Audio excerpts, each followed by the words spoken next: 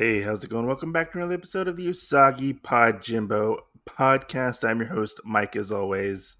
We are back again with another thrilling episode for Usagi Yojimbo. Yes, we are. We are back again. Uh, just wanted to take a quick second to say thank you to all the people out there who went over to Spotify to help rate the podcast. That actually meant a lot and helps the podcast grow. That is the biggest way you can actually help out the podcast. Tell your friends, listen to the podcast, obviously that one, but tell your friends, leave a review.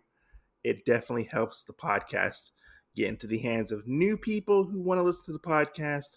But without further ado, as I hit the microphone, as I do, without further ado, we get into this next issue, which is called The Way of the Samurai. So let's get into it. Hope you guys enjoy this episode and stay tuned. So this episode starts out with this bear guy running through the forest on the road, and he is stopped by a bunch of I'm gonna call them like hooligans, ne'er do wells, and he's like, I gotta get through. I gotta deliver something to the magistrate. Magistrate, I'm probably gonna butcher this. Oyani Neko, and they're like, oh, the magistrate's not here. I like it that we kind of switched up the baddies this time because we got a walrus for one of the bad guys in this now. It's not just like cats and dogs. We got a walrus this time, and I think a raccoon as well.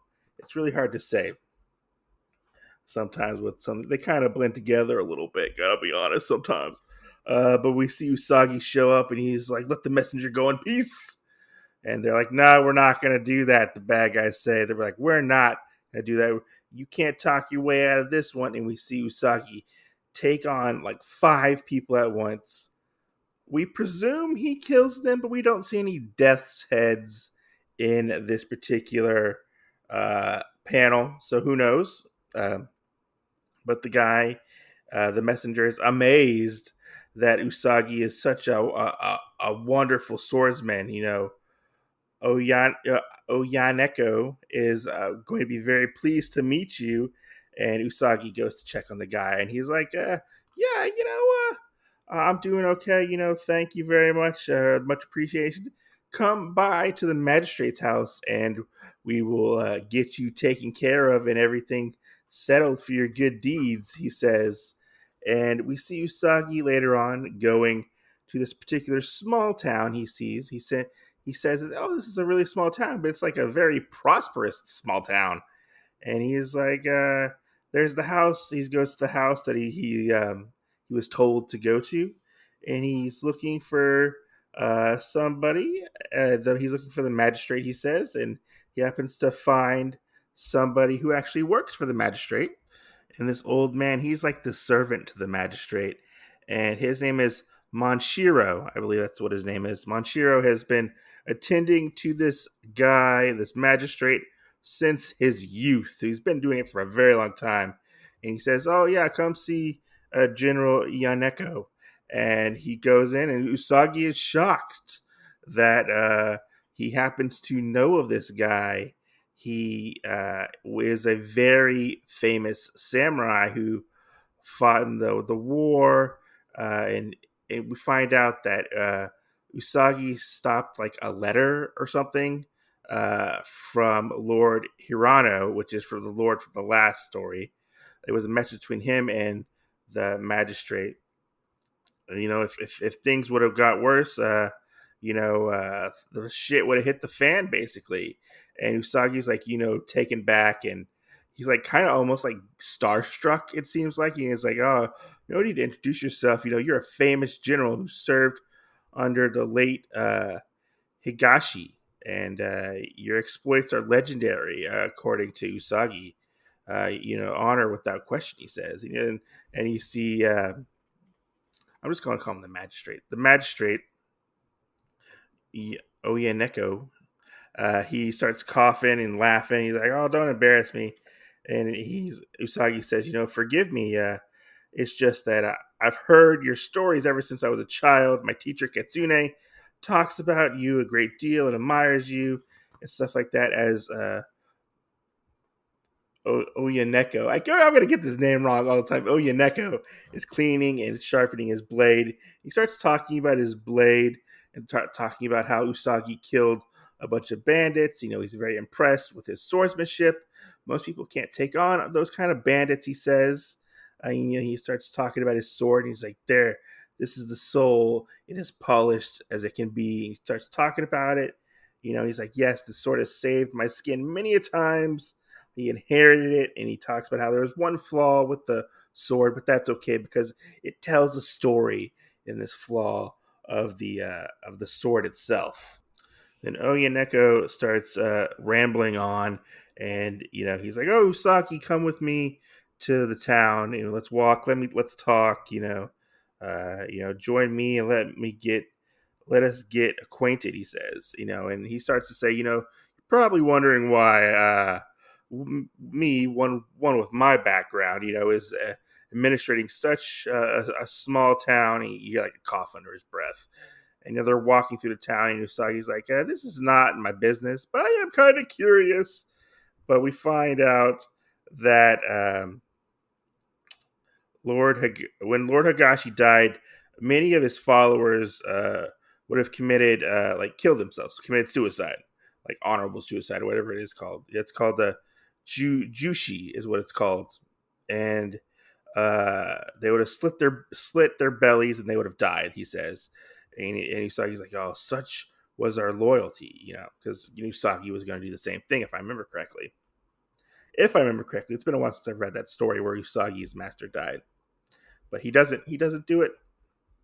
And he says before Higashi died, he forbid anybody who worked under him to basically take their own life out of respect for him and his son Hirano. And that's what happened. And Usagi says, Lord Higashi had such wisdom, but according to Oyaneko, his son did not have the same thing. Apparently, if I can get to the page, apparently, he did not listen to any of his lords. He was so young and brash, according to Oyaneko. And he did not listen to any of his father's advisors. And he actually, they say, first victim. Like, this guy's not dead. But his first victim was the late Lord's personal bodyguard, Yagi. And Yagi's, there were documents planted in his house, and saying he was basically a traitor to the clan, and to avenge the loss in honor, Yagi decided that he would go uh, and slay many of the conspirators. Now that he is an outcast and hunted by Lord Hirano's samurai, he's like he is now reduced to selling his service as a sword for hire, traveling throughout the country with his son Goro. I totally butchered that name. And now they are known as Lone Goat and Kid. This is basically a reference to Lone Wolf and Cub, which this is pseudo setting up the very next issue, which is called Lone Goat and Kid. Usagi talks about how he's heard of that person before, and he's heard that he travels the road to hell. And the magistrate says, "Yeah, but Yagi was an honorable warrior, and we were close friends," he says. Oyaneko says that, as for him, he tried to follow in his late lord's wishes and guide Lord Hirano with his experience. But like Yagi, I had many enemies, he says. And he was lured into a scandal that ruined his reputation. He was banished from the court, assigned to govern this little town, he says, And he goes and tells Usagi, he was like, "Once I was one of the greatest warriors of all time, and now I am just an administrator. An administrator to this small town. I mean basically nothing, but it is a beautiful, peaceful life, one of which is I am very unaccustomed to." Uh, Ononeko says. And he starts to have this big, giant, like coughing fit. And Usagi is very, very concerned. So he takes him back to his manor, his house, and we see Mashiro. He's like, "Oh, I'm coming, I'm coming." He's walking over, and you see Usagi dragging or carrying Ononeko, and he's coughing and coughing, and he's like, "Oh, General!" Oh, he just has a very shocked look on his face. And later on, I'm guessing it's the morning, and the general is finally resting. Oh no, it's nighttime, and the general is finally resting. We find out that the general is actually dying. He has some kind of illness. They're not really for sure exactly what it is, to be exact. We find out that actually the townsfolk actually really do adore Yononeko, and he's actually been working on building an irrigation system for the town. And we see him, Usagi, talking to Mashiro about this and how everything will be affected after um, his lord's death, or inevitable death, I would say. The next morning, we see Usagi getting ready, taking like a little bath, getting ready, putting his clothes on. He has um, some breakfast with Manshiro, and turns out Onineko is sleeping, or supposedly sleeping. We don't know yet. Sleeping, and Usagi says he really wishes he could see him off, but he says goodbye to Manshiro, and he takes off. He says, "Thank you for the hospitality." He walks off. We get this really cool scene of Usagi walking through the landscape, and he's like, "That must be the canyon that Manshiro told me to go through." And he happens to see somebody in the distance, and he's like, "General." He has a very shocked look on his face. And he's like, "Ah, we meet again, Usagi." Uh, Manianeko says, "I'm gonna butcher that name all throughout this podcast." Oh, yeah, Neko is his name. That's what I'm going to call him, the general.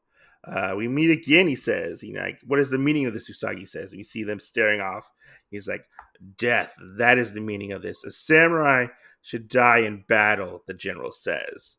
"There's nothing more honorable or ignoble than a slow, bedridden death." He's like, What do you want me to do?" Usagi says. "You want me to kill you?" And he's like, "Well, one of us could basically die," the general says.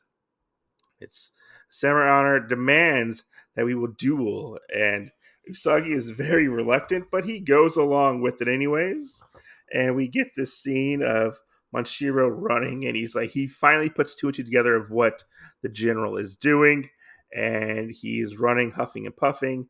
He's like, "Oh, I hope he hasn't died," and we see Usagi and the general in the distance getting ready to fight, and they're like, what of the Lord Higashi's last words? You can't take your own life." And the general's like, "No, I'm not taking my own life. I'm going out swinging," basically is what he says. And we get this really cool-ish scene of the general and Usagi going to start the fight, but the fight gets broken up by Mashiro, and he begs for the general to like not do this. We have much work to do, he says. Come, let us return home. And he's like, "Mashiro, my good and faithful servant, to serve the people." The general says, "To serve your people, you are wise beyond your years, Usagi," because that's what Usagi told him. Or perhaps I've gotten senile in my old age. And I think he has kind of possibly gotten senile in his old age. I think. But I think the general eventually comes to his senses, because he's like, "Come on, Mashiro, we got a canal to build." And they go off, and you see Usagi talking to Mashiro. He's like, "What an amazing person," Usagi says. He's like, "Thank you, his life, Usagi-san. Thank you for his life, Usagi-san." That's what Mashiro says. But he has a question for Usagi. He's like, "How do you know that the general would not slay you?" And Usagi says, "I didn't know that if the general was going to go through with it or not, but I did know he was an honorable samurai. So I was hoping he would not seek needless violence in this situation." So he was kind of hoping he would call the generals a bluff. And they kind of get a good laugh at this. And he says, Mashiro says, but do you think he will resign to his illness now? And Usagi says, yeah, I believe he will. Sometimes one has to be close to death to find a new direction in life. And then we find out at the end, General Yanoneko died 3 months later, a week after the completion of the town's canal. On his deathbed, he wrote a poem. Falling leaves, a winter spirit, spring come will come, is what he says. And that is the end of this particular issue. I have to say, this was a really interesting issue. I know it does set up stuff for the next issue we will be coming, which was Lone Goat and Kid. There wasn't much action in this particular issue. There was a lot of character development. I liked seeing a different side of Usagi. It's like I don't want to say kinder side of Usagi, but a more kinder, gentler side. He didn't really want to fight Onaneko and whatnot. But it was really interesting to see, I guess, death through the eyes of Usagi, but death or somebody coming to terms with death, which is a really hard concept to grasp. I know a lot of people do battle with that, but at least Oyaneko used his time wisely and actually helped out the town in his dying months, which is very commendable, I have to say. This one was really good. I was really curious if I was going to like it because it did have a lot of info dumping. I felt like a little bit throughout the story, but I came to, after reading it and then rereading it again for the podcast, I liked it more the second time I read it. I think it really sunk in of what Stan Sakai was really trying to tell in this situation. I would say, don't, I guess, rest on your laurels, I would say, or laurels. I don't know. And, make what time you have left good and impactful, I would say. And that's what Onyaneko did in that. Sad to see he died. I was curious to see what exactly his illness was. They did reference seizures at one point in the book. So I was wondering if it was a tumor or something in his head. I don't know.